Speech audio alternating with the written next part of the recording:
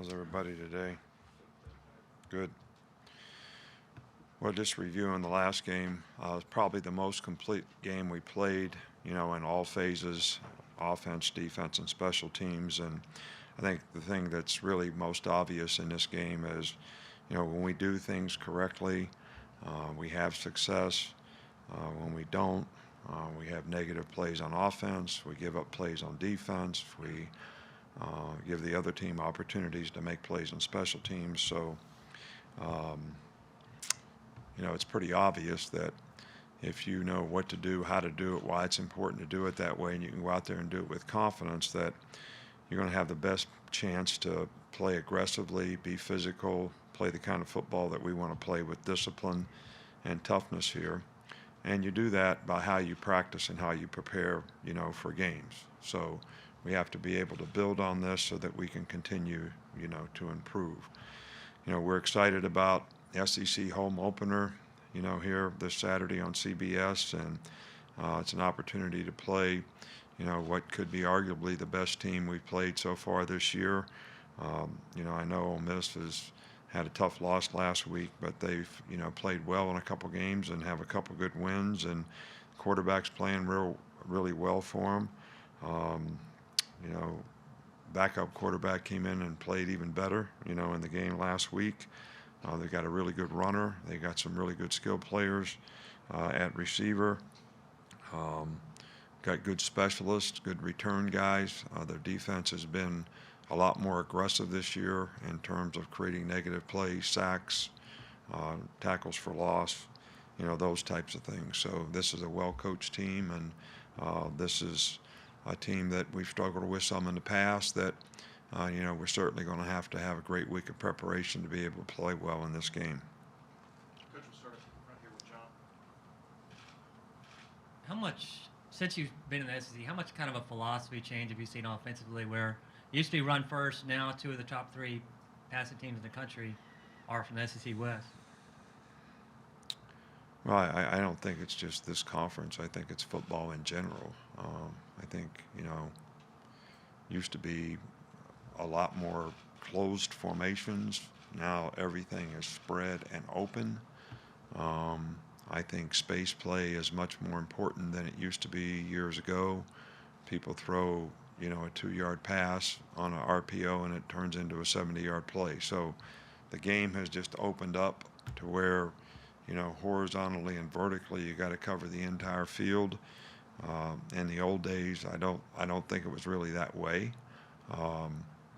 And I think that's, created a lot more explosive plays on offense.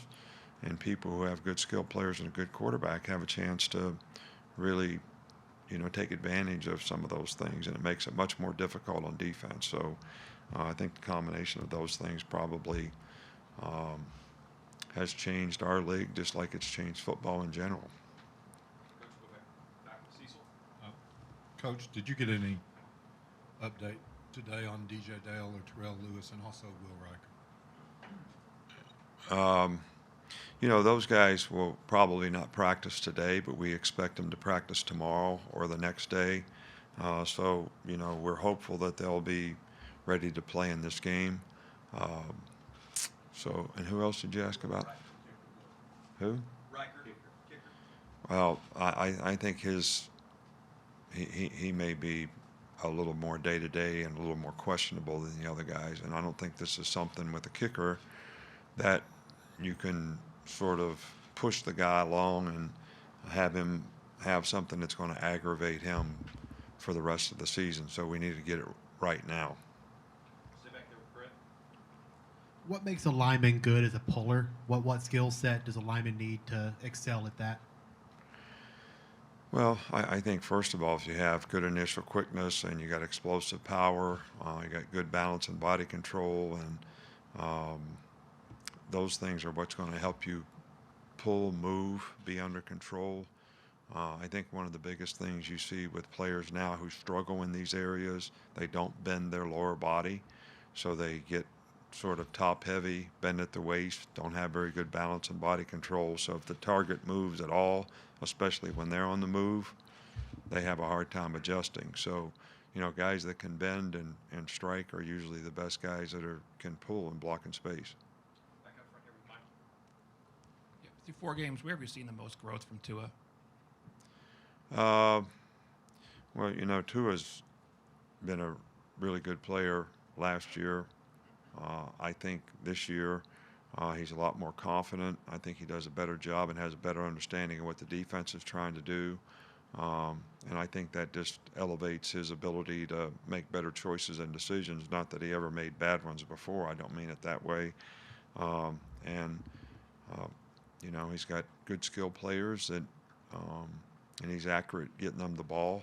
And he gets the ball out of his hand quick, and we haven't taken a lot of bad plays. Coach back over to the right with Charlie. With Deontay Brown now eligible to play for you guys, what's the plan for him this week and just moving forward? Well, the plan for every player on our team is the guy's got to beat somebody out if he wants to play. I mean, nobody's entitled to play. I mean, so, he gets in shape. He does what he's supposed to do. He shows that he can play better than somebody else that's playing. That's the plan. Just like it's a plan for every other guy on the team. So that's really kind of up to him, not up to me. Here in the middle with Joe. Nick, on Friday, former Alabama football players in the NFL started receiving boxes of gear from you. I was wondering what was the origin story behind that, and how long have you been doing that, and why you think it's so important? Well, we're just really proud of the guys who did a fabulous job of, representing this program when they've, been here. And, we seem to have, quite a few guys this year who've had very impactful seasons, early on in terms of helping the team that they're on now. So it's just sort of a, token of our appreciation for what they're doing, how they're doing, and how they're representing the University of Alabama, even after they're gone, and how it makes us all proud that they do that. I think our fans, our program, our administration, and everybody here. So just a little, gesture of appreciation. And back over here with Tony. How much of a spark does Henry Ruggs provide early in games, and do you try to get him involved more early in games?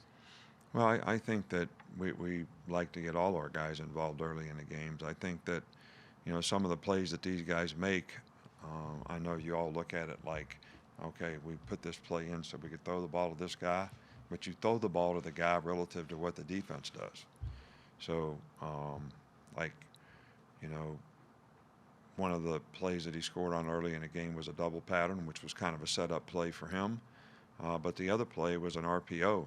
We could have just as easily handed the ball off as throwing it to him relative to what the defense did. So I think, our receiver core in general, ability to catch and run with the ball, including Henry Ruggs, is, one of the assets that we have on our team. So, we want all those guys to get featured the best we can. Go with James here.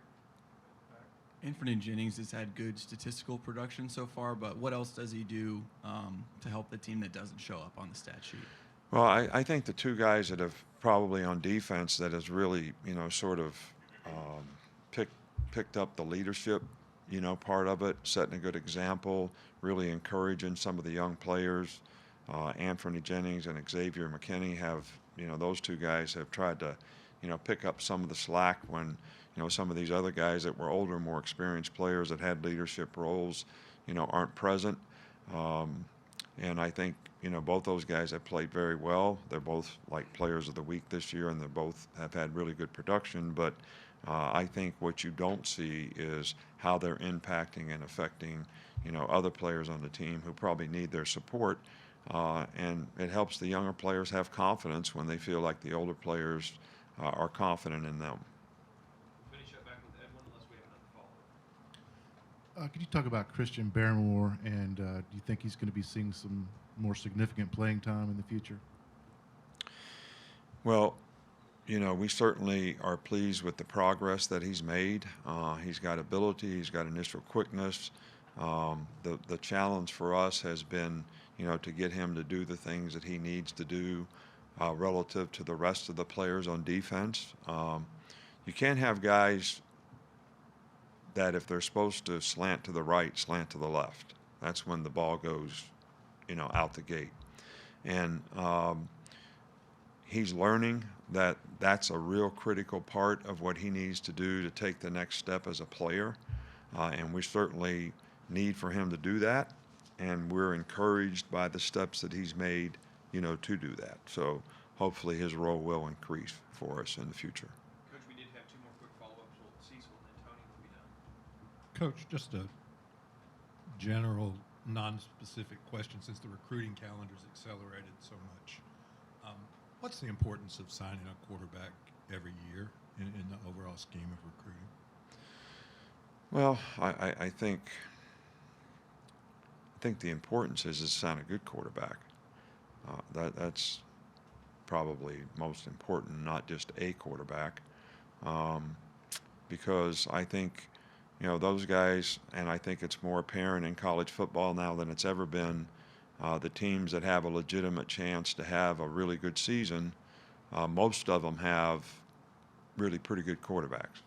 It doesn't mean that just because you have a good quarterback that you're going to have a good season.